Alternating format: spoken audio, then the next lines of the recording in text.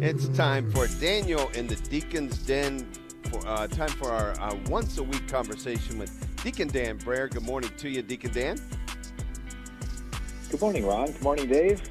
I know it's a busy time for you, always busy for you, but particularly during this week, Deacon Dan, with Holy Week in place, with the Triduum starting obviously starting tomorrow.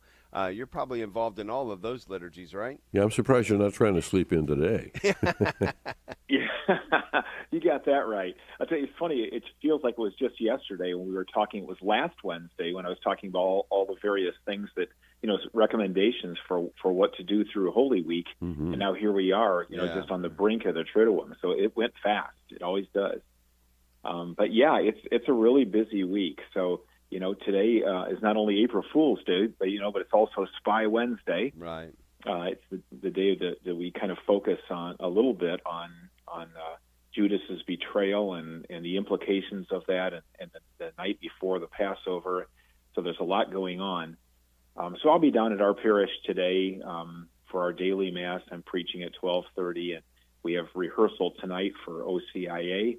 We have 19 people coming into the church on the Easter Vigil. Beautiful. So we'll be going through, it's just beautiful. We'll be going through the whole ritual with them tonight and making sure everybody is prepared. So there's kind of the build-up for that. So a lot of us that are deacons are directors of OCIA at our parish, or at least on the team that provides that experience for people coming into the church. So it's a very busy week for just making sure all the logistics are together, and that we're prepared for the Easter Vigil and those kinds of things. So the deacon takes a very active role in all three parts of the Triduum: Holy Thursday, Good Friday, and Easter. And I think sometimes, again, a lot of times we're kind of in the shadows. People don't even notice what we're doing, which is good. That's kind of the way it's supposed to be. But I was kind of recalling and thinking about, because I always take this time middle of the week to read through the Roman Missal and make sure that I'm straight on where all I need to be on the altar. You'd think I'd remember that, but it's a year between, you only celebrate Holy Thursday once a year. So, tonight or tomorrow night at the Holy Thursday liturgy, the first thing that we do generally is to receive the oils. So yesterday was a Chrism Mass at the cathedral. It was a beautiful experience. Some of our listeners were probably there. It was just great. We had about 125 priests and 75 deacons or something like that. Wow. And it was just a beautiful liturgy. And so, the precious oils that came from that, the bishop consecrated and blessed yesterday, returned back to our parishes. So at the beginning of that Mass, parishioners will bring forward those oils, and I'll accept them along with our pastor to put them into the ambry, the place where they're stored, where we will use them for, at the Easter Vigil and beyond. Tomorrow night at Holy Thursday, I will preach homily. Sometimes deacons do that during the Triduum, sometimes they don't. But it's an opportunity to be able to not only proclaim the gospel, but also to share some messages from that. After the homily tomorrow night will be the washing of feet. That's always a neat thing. We always have people from OCIA that are involved. We have elect and candidates and team members and so forth, and sponsors that will come forward to have their feet washed. And so the deacon usually does that along with the pastor, whether we're moving the bowl from one person to another, or he's washing and we're drying the feet or something like that. And then at the end of Mass tomorrow night, when we process to the altar of repose, that process begins, at the very end of Mass, instead of there being a closing song. And so it's the deacon that generally is carrying something like a vigil candle to go to that altar of repose. And there's just something very deep, I think, about that is the deacon who closes the tabernacle. So the priest will, process the Blessed Sacrament over, place Jesus in the tabernacle. We all pray incense, and then the deacon gets up and locks the door. And it's just something really, really profound about that. And so, Good Friday or Holy Thursday is just a really monumental. And of course, we will also tomorrow night be doing the Seven Churches pilgrimage. So we will leave, St. Thomas More and visit six other churches to visit their altars of repose, and make an evening of it. So it's a great night. Good Friday, Good Friday, the deacon really takes the active role. in the commemoration of Christ's crucifixion. And so we're kind of like on throughout. So that's one you really got to have a good script for. I remember last year, my son and daughter-in-law and their 4 children were at the Good Friday services with us, and my oldest grandson he was 5 years old at the time, and the deacon is on doing so much stuff at that liturgy that about 20 minutes into it, he turned to my son and said, "Daddy, when is the priest going to do something?" Yeah, true story. I mean, it's really amazing. And so we processed in, we prostrate before the altar to show that ultimate sign of humility to Christ and God's will. I will narrate the Passion at the reading of the Passion.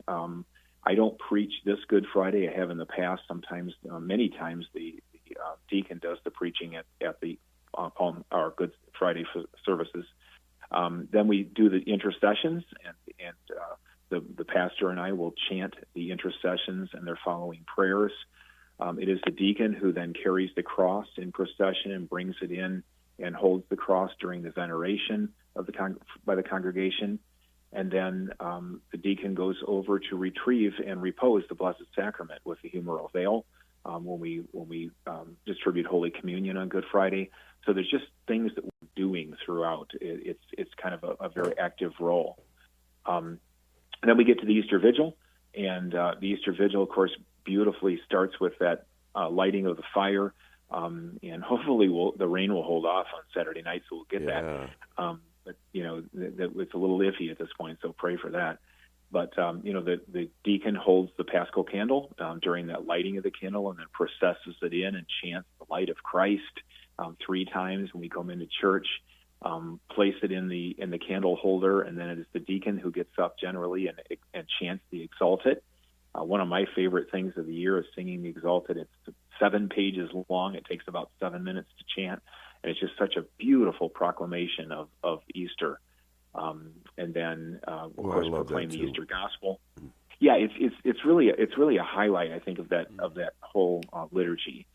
And as deacon, will assist with baptisms and confirmations. We have a unique thing going on at St. Tom's that the son of one of the women who is being baptized is also going to be baptized, and so both mom and daughter will be baptized at the same liturgy, which is really neat.